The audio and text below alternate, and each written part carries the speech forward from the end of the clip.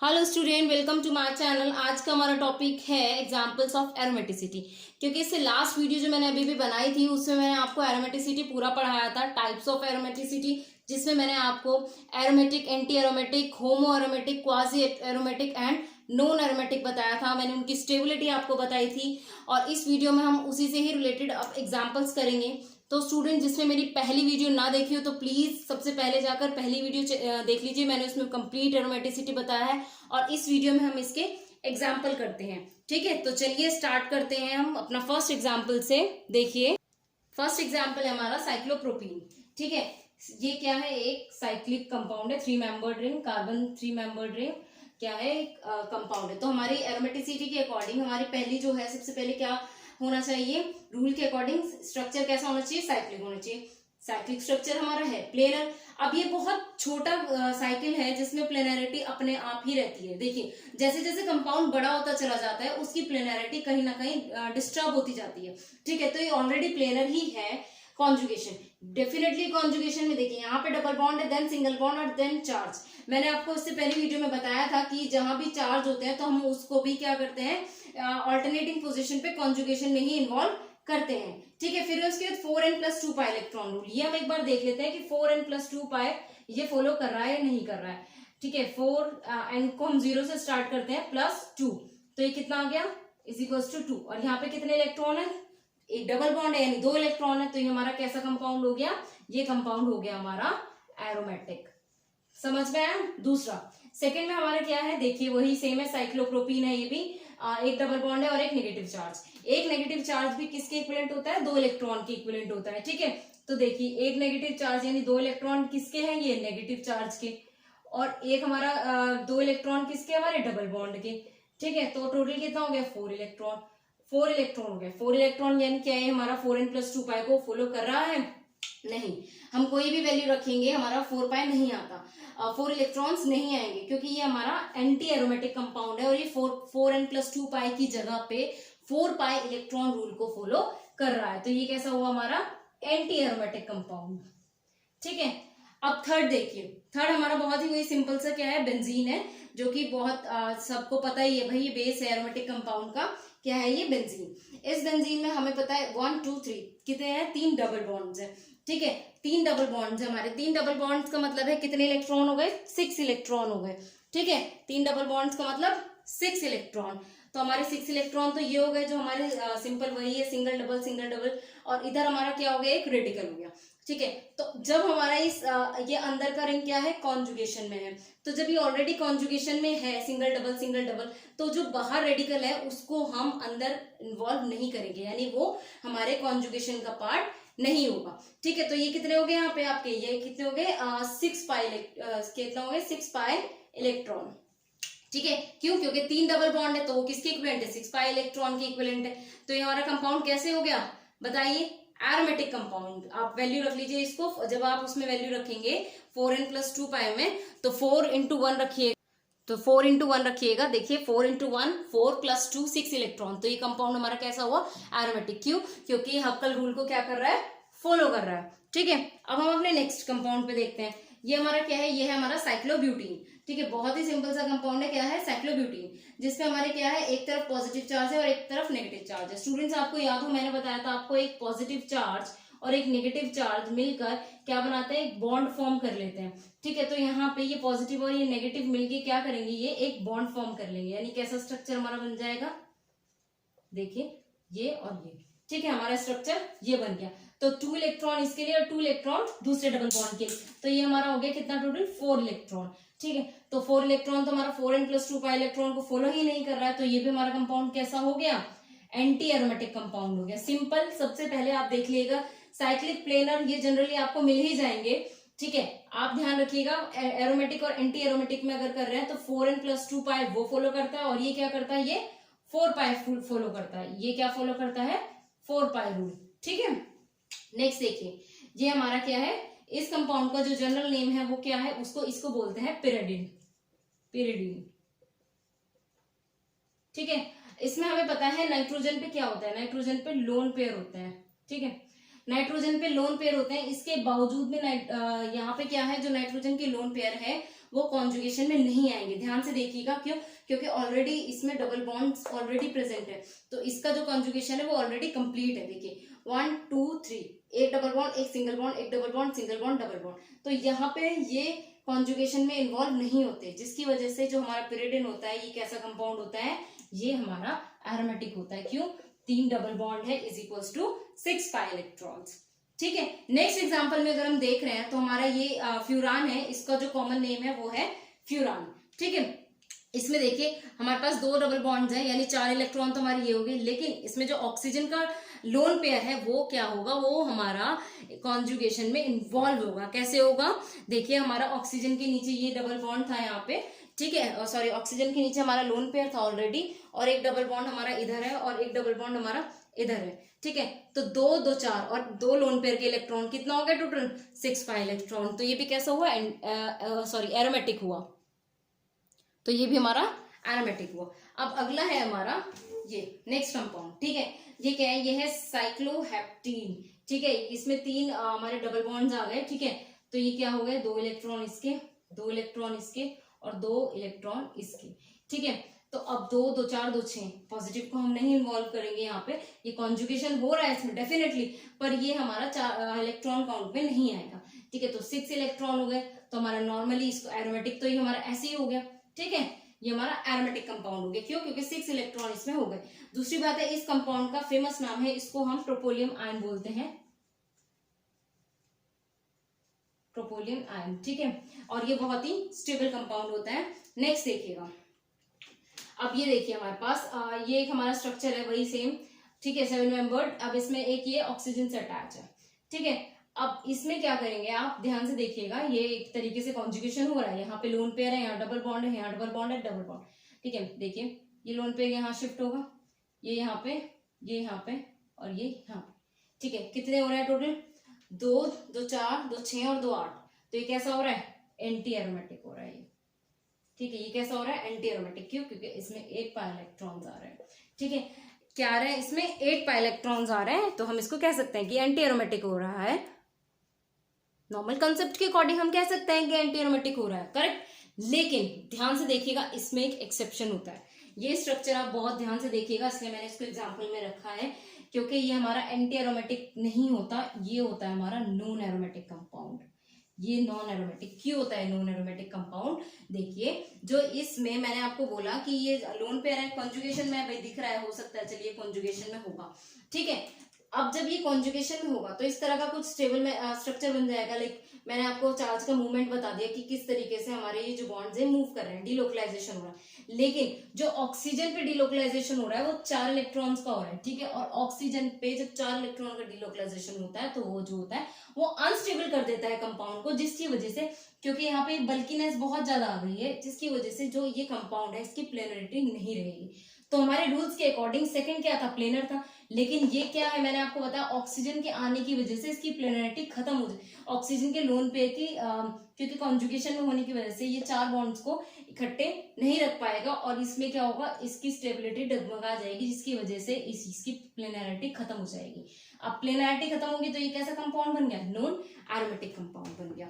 ठीक है, नेक्स्ट है हमारा सिंपल कंपाउंड है, जिसमें हमारे वही 8 पाई इलेक्ट्रॉन्स है, जो क्या होगा हमारा।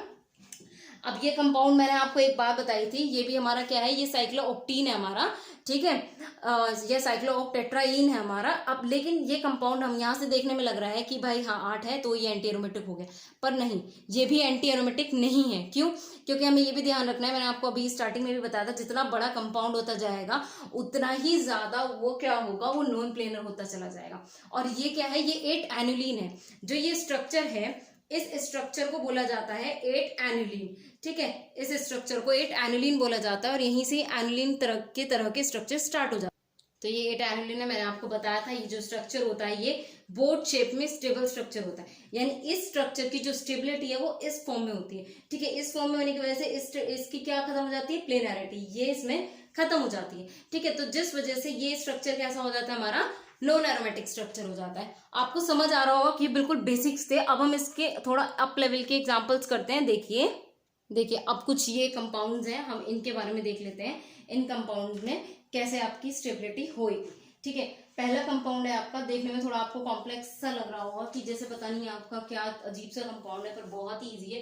ध्यान से देखिएगा। हमें पता है कि हमारा जो नाइट्रोजन है, नाइट्रोजन पे क्या प्रेजेंट होता है, लोन पेयर प्रेजेंट होते हैं नाइट्रोजन पे।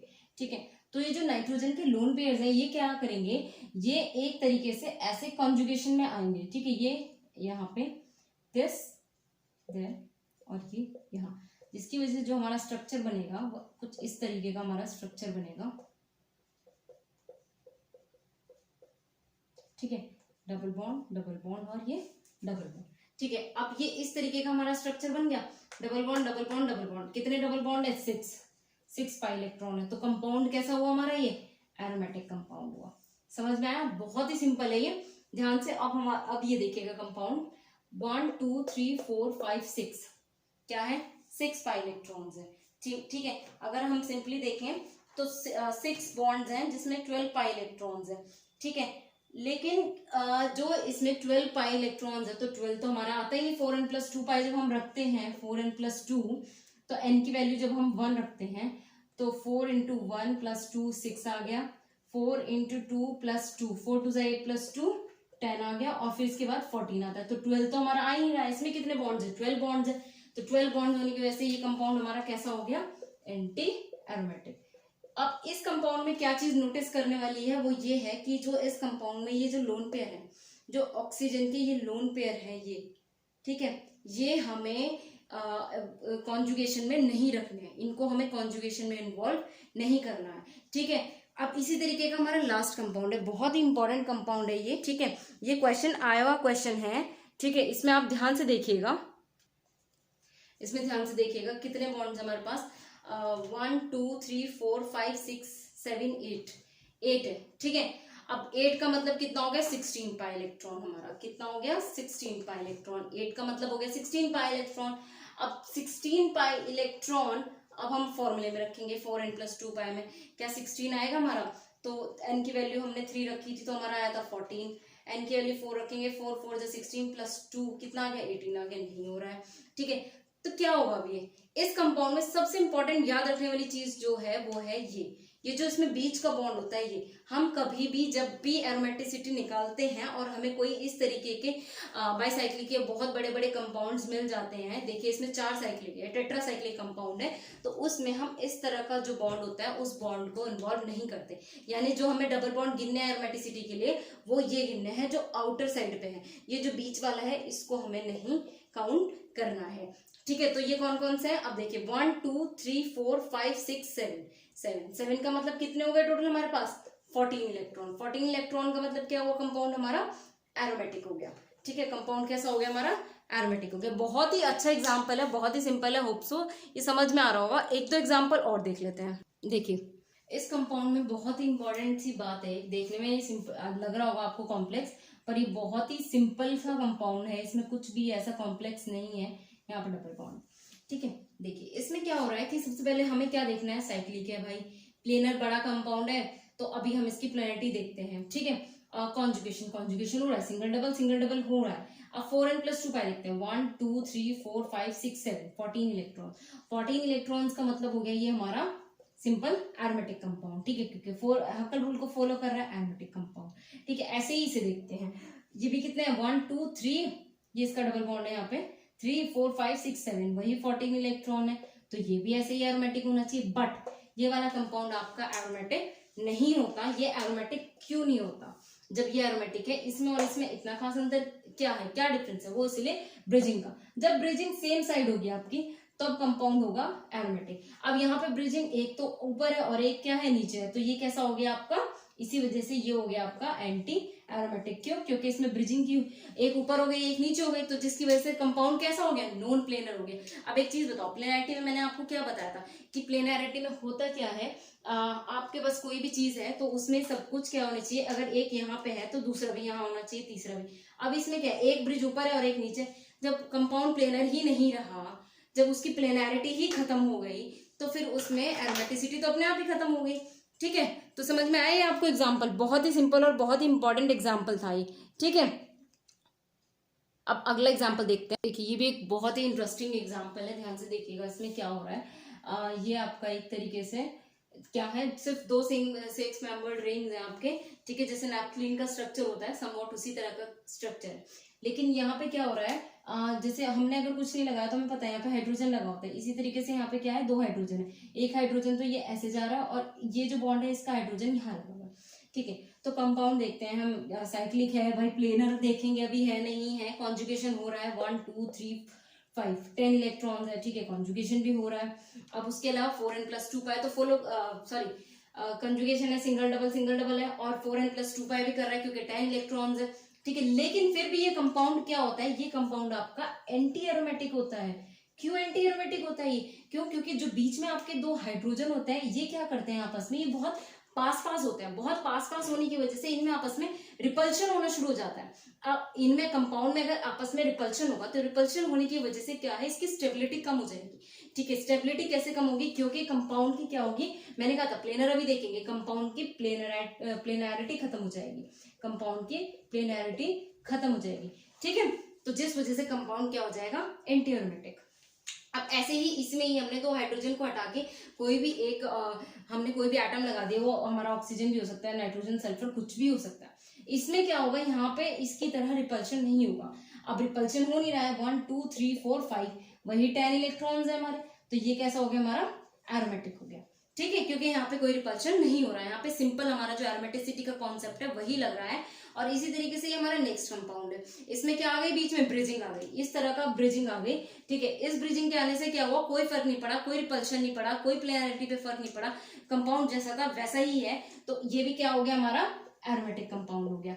गाइज आपको एक चीज मैं बता देती हूँ, अगर मैं ब्रिजिंग की बात कर रही हूँ तो ब्रिजिंग कैसे होती है, ब्रिजिंग ऐसे होती है, ये देखिए, मान लीजिए आपके पास कोई इस तरीके से कोई चीज है, तो उस पर ब्रिजिंग कैसे होगी, एक बॉन्ड, एक मिनट रुकिए, एक बॉन्ड यहाँ लगा हुआ है और एक बॉन्ड यहाँ, इस तरीके से ये ऐसे ब्रिजिंग होती है, ये ऐसे, ये जो बॉन्ड लगे होते हैं वो इस तरीके से लगे होते हैं, ठीक है, ये ब्रिजिंग होती है ये, ठीक है। तो ये हमारा कंपाउंड क्या हो गया, एरोमेटिक हो गया। तो कुछ ही मैंने बेसिक एग्जांपल्स लिए थे, एग्जांपल्स बहुत हैं, आप सॉल्व भी कर सकते हैं, आप जितने एग्जांपल्स करेंगे उतनी ही आपकी क्या होगा, आपकी थोड़ी आपको पता चलेगा, प्रैक्टिस होएगी, आप और ज्यादा सॉल्व कर पाएंगे। मैंने कुछ बेसिक्स बता दिया आपको, ठीक है, बाकी कुछ भी होगा तो मैं फिर से आपको और बता सकती हूँ।